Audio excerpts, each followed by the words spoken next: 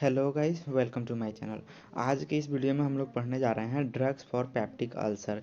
मतलब peptic ulcer होता क्या है, ये क्यों होता है, और अगर हो भी जाता है तो आखिर इसमें कौन से ड्रग्स हम लोग यूज करते हैं और कौन सा ड्रग्स यूज करना चाहिए। ठीक, तो इसके पहले वाले वीडियो में हमने आपको बताया था रेस्पिरेटरी ट्रैक के बारे में हम बता रहे थे। ठीक, अस्थमा के बारे में बता रखा है और कफ के बारे में बता रखा है।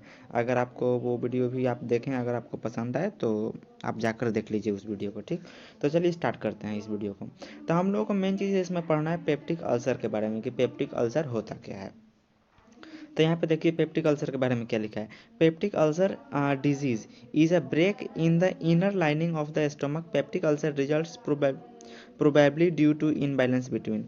अब देखिए ये होता क्या, अक्सर जो पेप्टिक अल्सर होता है ना, जैसे हम लोगों के स्टमक के अंदर जो एसिड हो जाता है उसका सिक्रेशन होने लगता है। जो जैसे ये हम लोग का स्टमक ये हो गया। ठीक, किस तरह इसका डायग्राम बनता है, इसी तरह इसका डायग्राम बनता है। ये रहा एसिड। ठीक, अब ये एसिड हमारे लाइन को खाने लगता है। ठीक, ये जो हमारा म्यूकस मेम्ब्रेन है मान लीजिए, इसको खाने लगता है। इसमें जब बहुत ही ज़्यादा डैमेज हो जाता है तो यहाँ पे कॉजेज लेता है क्या, पेप्टिक अल्सर।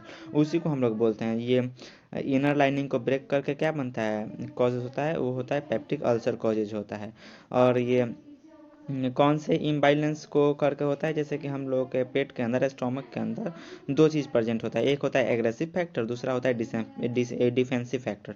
अब मान लीजिए कोई चीज़ कॉजेज होगा तो उसको रोकने के लिए भी हम लोगों के पास डिफेंसिव फैक्टर भी तो प्रेजेंट होना चाहिए ना, तो वो ऑल्सो उसमें होता है। तो एग्रेसिव फैक्टर और डिफेंसिव फैक्टर के बीच अगर इम्बाइलेंस होने लगता है तो वो कॉजेज क्या हो जाता है, पेप्टिक अल्सर हो जाता है।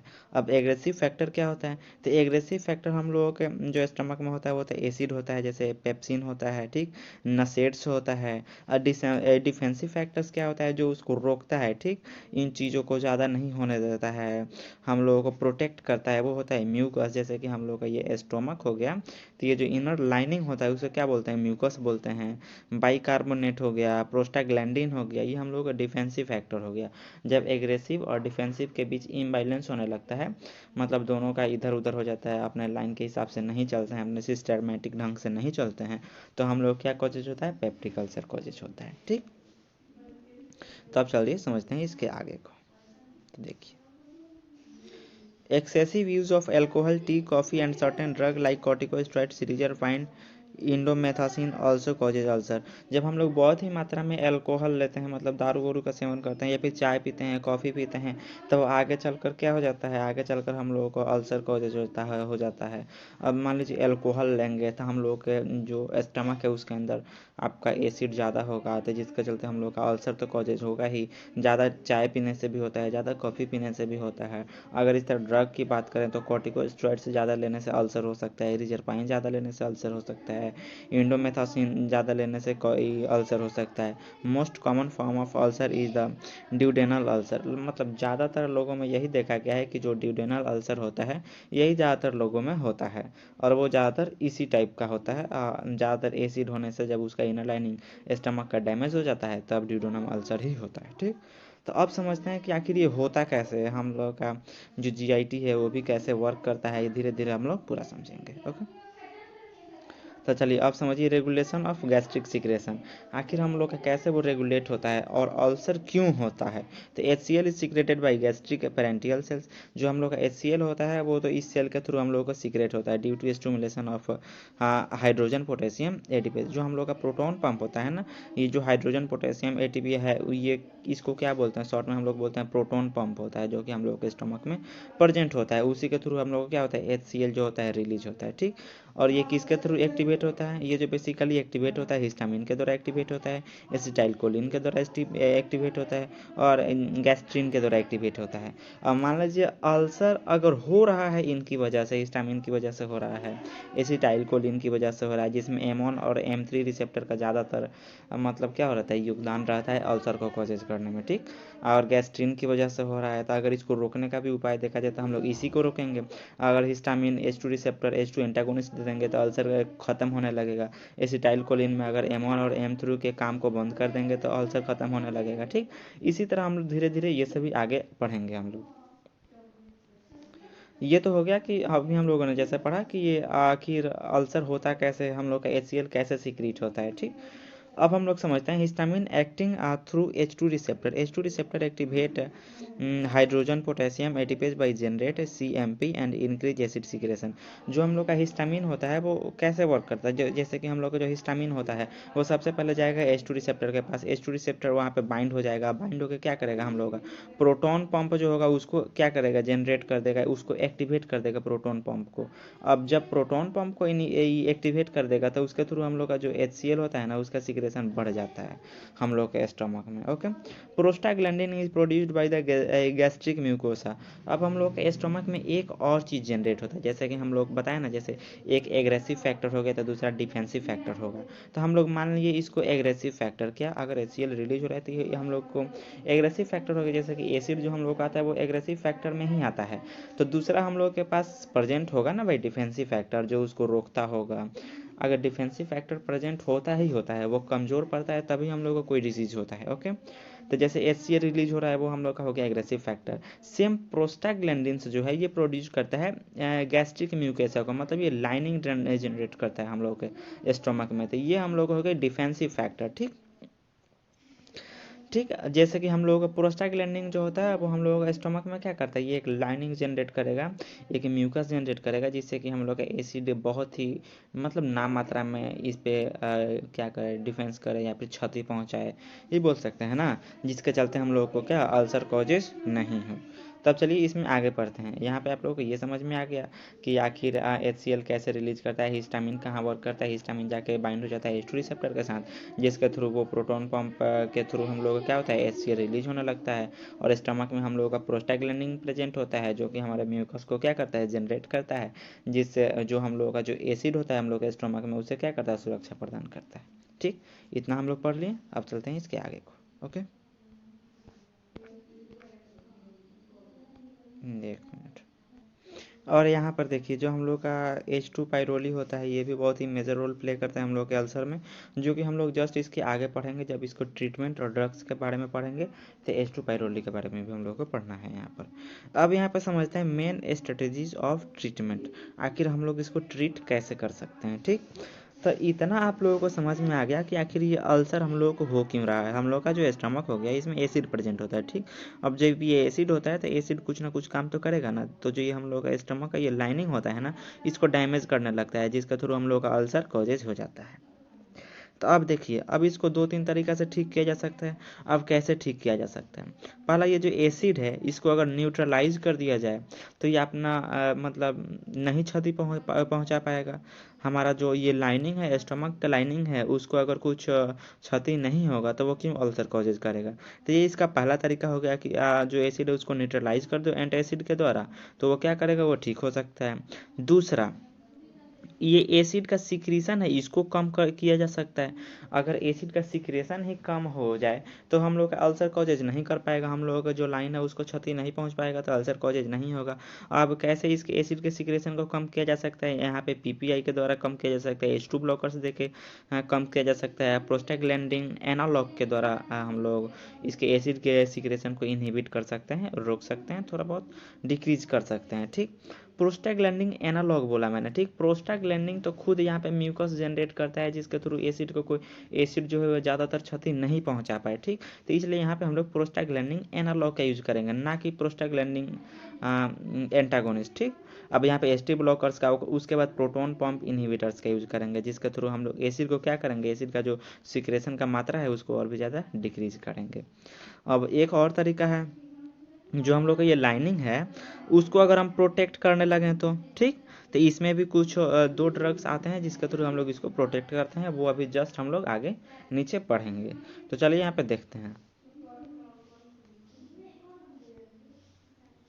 देखिए, यहाँ पे 5 तरीका दिया गया है जिसके थ्रू हम लोग क्या करते हैं, एसिड के सिक्रेशन को क्या कर सकते हैं, कम कर सकते हैं। अब कैसे कम कर सकते हैं, ब्लॉकिंग हिस्टामिन एक्शन। अगर जो हम लोग का हिस्टामिन है वो क्या एक्ट कर रहा है, हम लोग का H2 रिसेप्टर के साथ जा रहा है, बाइंड कर रहा है, उसके बाद एसिड सिक्रीट करने लग रहा है। ठीक, तो अगर हम लोग हिस्टामिन को ही ब्लॉक कर दें तो हम लोग का एसिड मतलब बनेगा नहीं, उसके एसिड का जो सिक्रेशन है वो और भी ज़्यादा कम होने लगेगा। तो कैसे उसको ब्लॉक करेंगे, तो H2 एंटी हिस्टामिन दे देंगे, तो हम लोग का जो हिस्टामिन है उसका एक्शन क्या होगा, ब्लॉक हो जाएगा, मतलब इसका एंटागोनिस्ट दे देंगे। ठीक, दूसरा तरीका है ब्लॉकिंग एसिटाइल कोलिन एक्शन।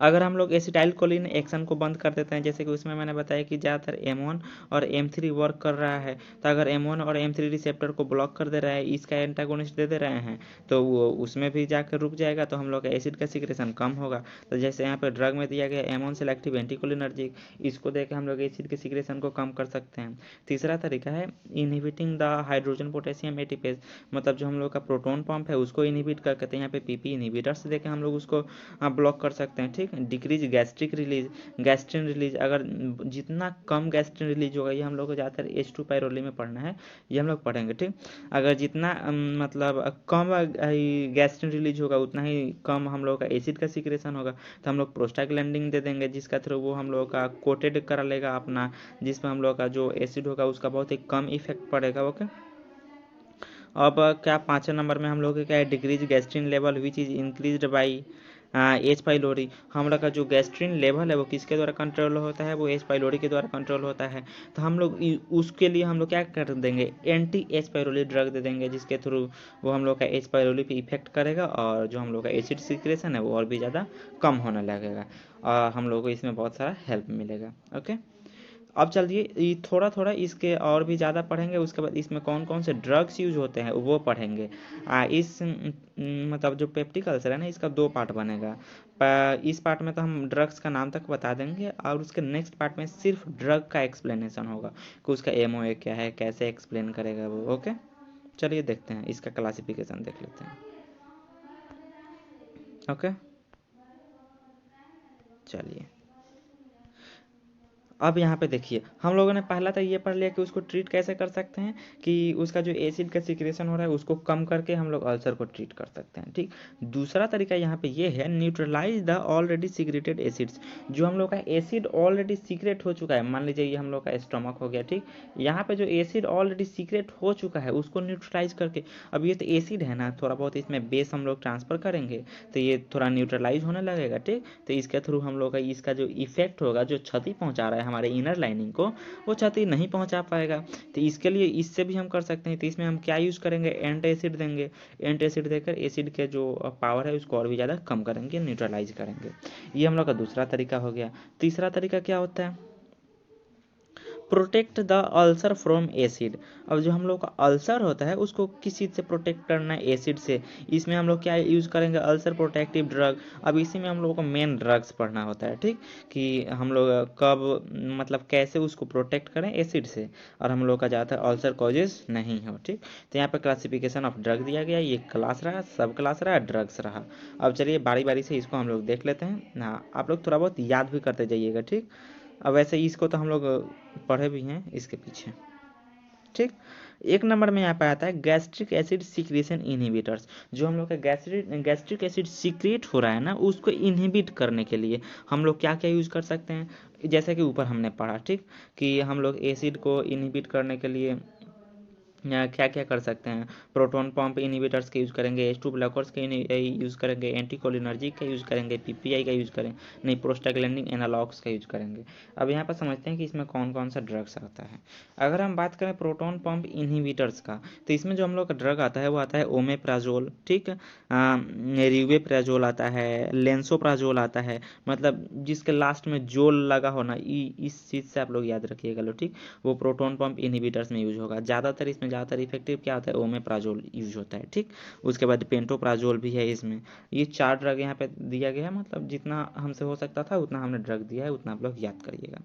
अब आता है H2 एंटीहिस्टामिन। ठीक, अब इसमें हम लोग कौन कौन सा ड्रग्स यूज़ करते हैं, इसमें आप लोगों ने पहले ही पढ़ा होगा। H2 ब्लॉकर्स के लिए हम लोग कौन कौन सा ड्रग यूज करते हैं, रानिटिडिन, सिमेटिडिन, फॉर्मेटिडिन, रॉक्साटिडिन। ठीक, इसमें देखिए सिमेटिडिन मतलब ज़्यादातर प्रोड्रग के यूज़ में यूज आता है। ये प्रोड्रग मतलब फर्स्ट लाइन ड्रग है, ज़्यादातर सिमेटिडिन ही यूज़ किया जाता है। बट जो हम लोग का रानिटिडिन होता है ये सिमेटिडिन से 5 गुना ज़्यादा पावरफुल होता है।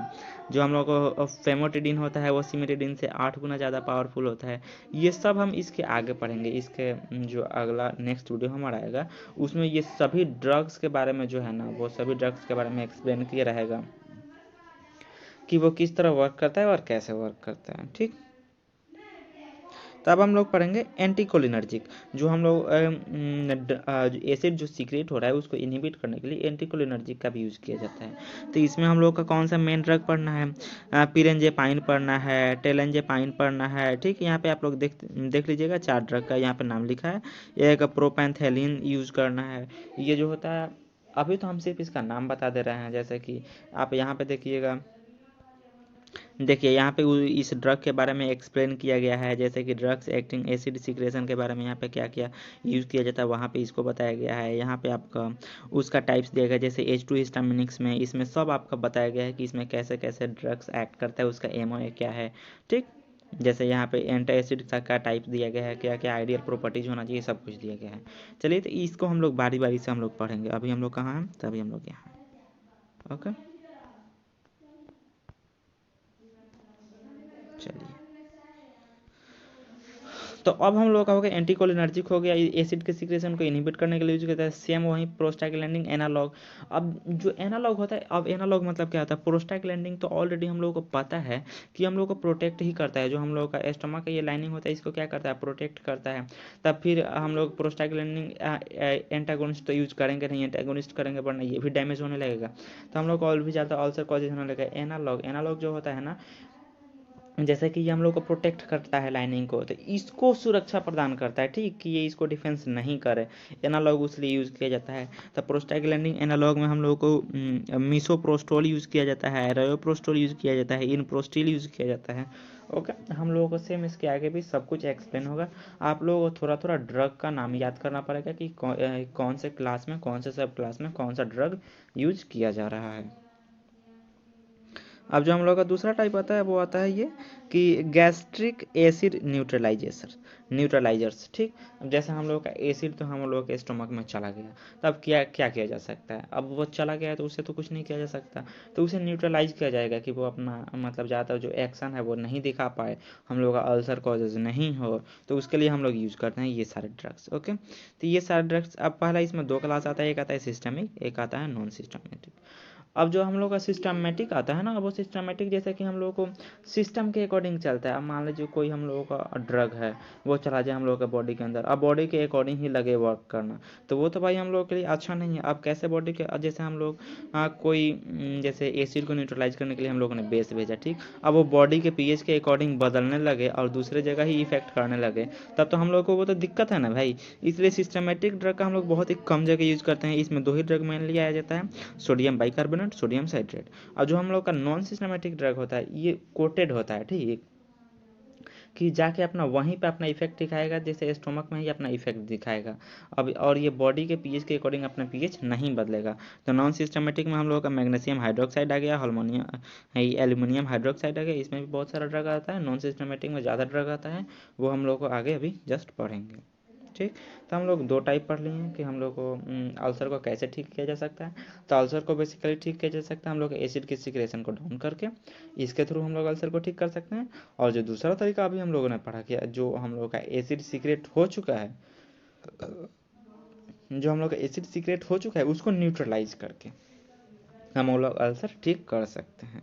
अब हम बढ़ते हैं इसका तीसरे टाइप की ओर, तो वो था अल्सर प्रोटेक्टिव। ओके, जो हम लोग का अल्सर है उसको प्रोटेक्ट करके, उसको हम लोग जब प्रोटेक्ट कर देंगे ना, तो हम लोग का जो एसिड होता है वो और भी ज़्यादा उसको नहीं क्षति पहुंचा पाएगा, उसका एक्शन जो होगा नहीं काम कर पाएगा। तो इसको हम लोग कैसे प्रोटेक्ट करते हैं, इसको हम लोग कोटिंग करके इसको प्रोटेक्ट कर देते हैं, जिसमें कि उसका जो एसिड होता है उसका अलग से इफेक्ट नहीं पड़ता है।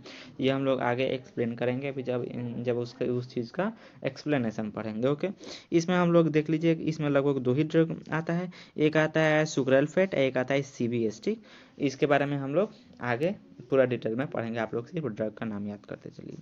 और जो चौथा आता है वो आता है आपका एंटी एच पायरोली। तो जो एंटी एच पायरोली होता है, इसमें भी आपका लगभग 3-4 ड्रग आता है। एक आता है एमोक्सिलिन आता है, आपका टिमिडाजोल आता है, मेट्रोमिडाजोल आता है। इसको हम लोग जस्ट इसके आगे भी हम लोग एक्सप्लेन करेंगे, जैसा कि अभी हम लोगों ने आपको बताया। तो इस वीडियो में हम लोगों ने आप लोगों को पढ़ा कि आखिर अल्सर होता क्या है, ये कैसे कॉजेज होता है, इसका क्या क्या ट्रीटमेंट होता है, इसका क्या मैकेनिज्म ऑफ एक्शन होता है। ओके, आपको ये वीडियो कैसा लगा आप हमें ज़रूर बताइएगा, और इसके नेक्स्ट पार्ट के लिए हमारे साथ जुड़े रहिए। मिलते हैं नेक्स्ट वीडियो में। Thank you.